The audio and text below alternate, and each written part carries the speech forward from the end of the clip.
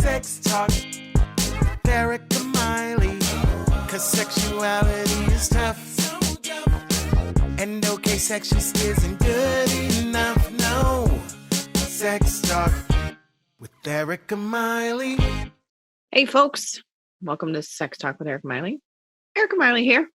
I am here to, I'm going to do the video thing as well as the podcasty thing, because I really want to be able to have as many options for you all to get as much information as possible. So one of the things I really wanted to talk about, and it's something that I get a lot of questions about from lots of different people, but majority of women ask me these questions. And I get this question often from men, but of course in regards to men. So here we go. Performance anxiety in women looks like quite a few different things. And some of this stuff might sound familiar to you because it's very similar in other folks. So one big one is worrying that I won't be good enough for my partner, that I won't perform good enough for my partner. And this is actually something I think that most of us worry about in some way, shape, or form. And I think this comes from a lot of different places. One of the big places is lack of education, that every body is different and that every person and what they want and need is different. So this is a big one. I'm not going to be good enough for my partner, or my partner's more experienced than me and they're going to know it. I'm going to be bad at it. So this is one of those thoughts that really can hang you up and while you're in the bedroom, because you're so focused on this and not your partner. You're not focused on your own pleasure. You're not focused on your partner's pleasure. This next one is probably the most often thing I hear from women, is that they have some sort of body image issue on a specific body part or their entire body generally. So they are so focused that they're going to see this roll on my stomach or my leg or on I hate my calves, or I hate my feet, or I hate my arms, or I hate that my body jiggles in this way. So there's a lot of thought about that and how that looks. And rather than enjoying what is happening between you and your partner, being so focused about that rather than being in the moment and allowing yourself to be in the present. So it absolutely kind of pulls you out of what's happening and doesn't allow for your body to kind of do those things naturally that it will do while you're having sex. Number 3, overall relationship issues. This is actually a huge one for all gender identities, all by whatever genitalia you have. This is one of the bigger ones that causes a lot of performance anxiety, is overall relationship issues.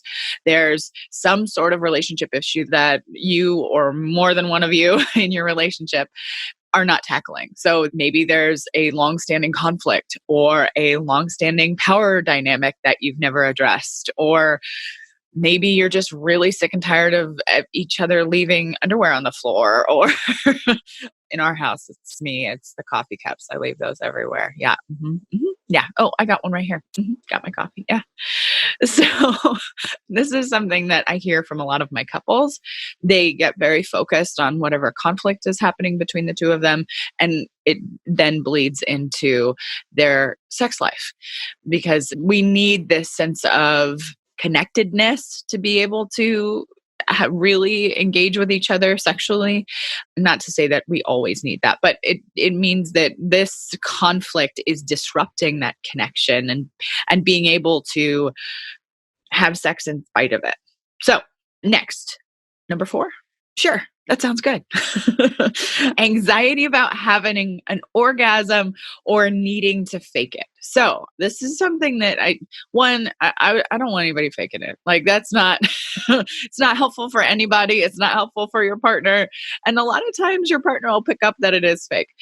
Oftentimes the things that I hear from women is that they're like, I get into the moment and I start having sex, and then I'm so worried about whether or not I'm going to have an orgasm that I can't get there at all, period.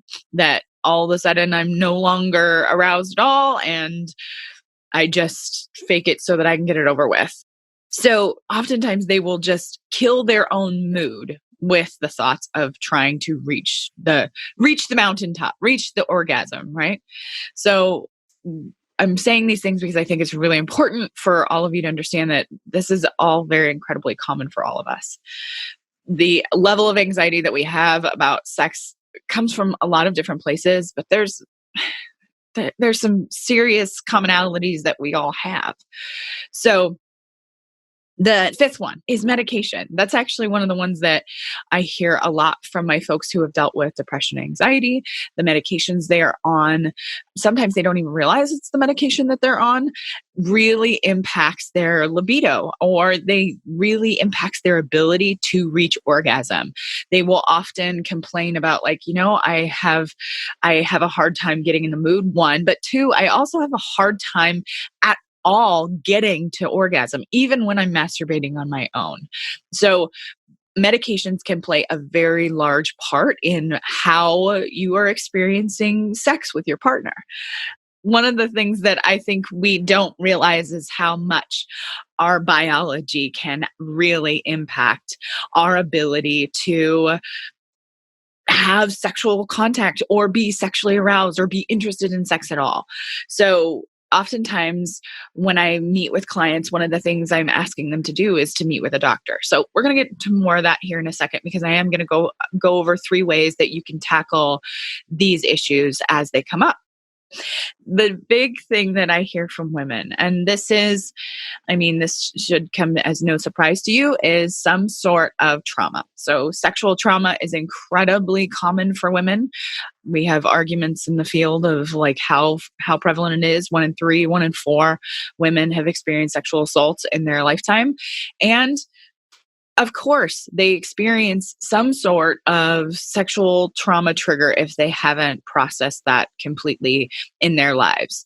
We as women, we have to deal with that kind of fear more often than many other folks in the world. And so when you've experienced sexual assaults, you can have a loving, trusting relationship with your partner and still experience a trigger from your past sexual assault. So I think it's really, really important to consider that, because sometimes when I've talked to my clients, they will talk about their trauma, but they won't connect it to some of their sexual experiences now. When in reality, something we do know is that a lot of our past, a lot of our upbringing, a lot of our story impacts our current life. So one of the things that I go over with my clients is, hey, how do you think maybe this trauma has impacted your life now? And sometimes it takes a little bit of work to kind of uncover that. So speaking of that, I think it's now time to talk about, how do we tackle this performance anxiety? What are 3 ways that you can start to figure out, okay, what's happening in my sex life? How did we get here? How do I get through this?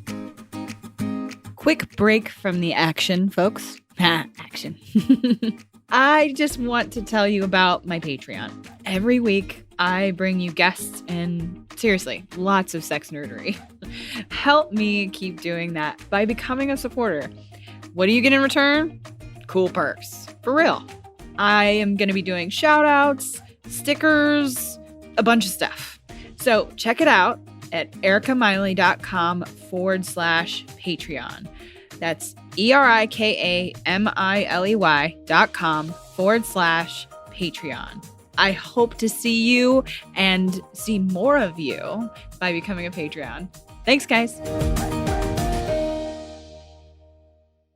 Number 1, visit your doctor. You have to find a doctor that you feel comfortable talking about your sexuality with, your sexual life, your sexual identity, because there is a biological component here. We need to know and be sure that there isn't a hormone issue happening, because guess what? especially for women, our hormones change throughout our lifespan. And we have to make sure that those hormones aren't the culprit for whatever sexual issue that we're experiencing, especially as we get later in life. After maybe if you've decided to have a family, after you've had a family, those hormones can change and your body changes so significantly after having a family that it is so important to really understand your body and how it works. So, and if you can't find a doctor, if you're struggling to find a doctor, or if you're worried about asking those questions, here's the reality. Doctors are so used to seeing our sexual foibles. I'm eventually going to have an ER like nurse or doctor come on just so that they can talk about the sexual injuries that they see all of the time in the ER. Because this is something that all of us do, and we all screw up. We all make hard choices with our sexuality, and sometimes it ends up that we get injured and need to go to the ER for it. So I encourage all of you to really find a good doctor that you can feel connected to enough that you can talk to about these things, so that you know that, okay, physically I'm okay. Or, oh, wait, I have a hormone issue, or I have a medication that's really impacting me. Second, I really, really want you to check out therapy. Because guess what? As a sex therapist, therapy works. We know that we can help you with this form of anxiety. We know we can help you with being able to challenge these thoughts, challenge these feelings, and help you understand yourself and your body better. So really, I promise, therapy works. And there's a ton of me and my colleagues that are happy to help you with this. And if you don't feel comfortable, if you do already have a therapist, but you don't feel comfortable talking to them about your sex life, it's okay to look for another therapist. Something that we know about therapy is that the relationship is paramount, and the relationship is what makes therapy work. So finding a therapist you can feel connected to enough to be able to talk about your sex life is really, really important. And if that's not their wheelhouse, but you still want to stay with that therapist, finding a sex therapist that is educated is also very helpful. And if you're looking for one of those, shoot me an email. I'm happy to help you find one, or at the very least, get you connected to a place where you can find one. Okay. Third, this is one of the things that I begin with many, many of my clients, no matter what kind of performance anxiety they're facing, is we start with any kind of intimacy that is not necessarily going to lead to intercourse. So what that can mean is lots of fun, sensual massages, or it could mean lots of touch, making out, lots of different kinds of things without the expectation of intercourse, so that you can take that pressure off of yourself and take that pressure off the table so that you can feel connected to your partner and not feel like you have to reach that orgasm or feel like you have to please them or whatever the case may be. Focusing on that intimacy, number one, being able to connect. So, 3 ways to tackle doctor, go to the doctor. 2, go to therapy. And 3, start with intimacy that does not have to lead to intercourse. So, those are kind of the 3 big ones that I really want you to try. The other thing that I think is important to mention here is this goes for everyone, but more specifically for my women out there. Fight or flight or freeze, so the 3 Fs, are a huge deal for us as humans. It's part of our old brain, this back part of our brain back here. This is the part of the brain that evolved first. It is in charge of keeping us alive. So when this old brain interprets that there's a cheetah in the room, I use cheetah because it's great. They're fast, they're cool predator. When the brain interprets that there's a cheetah in the room, the smoke detector goes off and says, ho, ho, yo, yo, hey, hey, hey, there's a cheetah in the room. You need to run. You need to play dead, or you need to fight back. Now, when your brain's deciding between those three things, it's not doing much else. It's not pooping. It's not having sex. It's not doing a lot of things because it is actually preparing your entire body and your mind to be able to do those three things and those three things only. So that being said, if you can think about it that way, of course you're struggling to have a sexual connection with your partner if you are in a state of fight or flight or freeze. You can't make any other decisions other than that. And we know actually from research that shows that it takes at least 20 minutes for you to have access to this one up here. It's called the prefrontal cortex. It makes those decisions for us. It makes emotional decisions. It is our emotion regulator. So it is really important to know that there's a big part of this that you couldn't control. So understanding how fight or flight or freeze works is really, really important.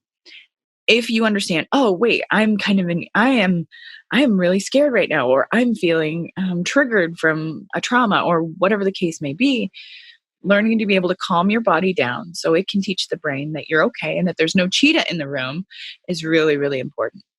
So I kind of covered a lot of ground here.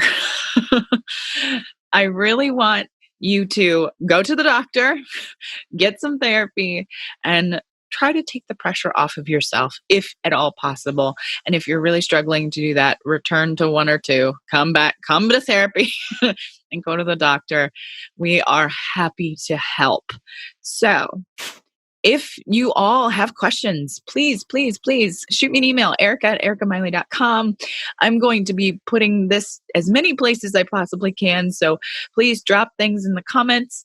And I really want to be present for all of you as much as I can and connect you with other professionals if it can't be me. So feel free to reach out. And I'm so glad that y'all are here. I'm so glad we're going to be doing more of this video stuff. I've been toiling. How do I get the video stuff going? How do I connect to my audience more that way?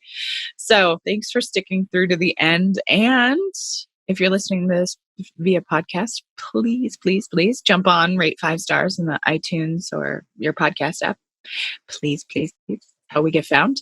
And I also have a Patreon for those of you who don't know. I am trying to create more content for all of you, and all of us content creators out here are doing this for free. So please jump on if you are interested. I would love to have you. And thanks again. Y'all have a great week, and I'll see you soon.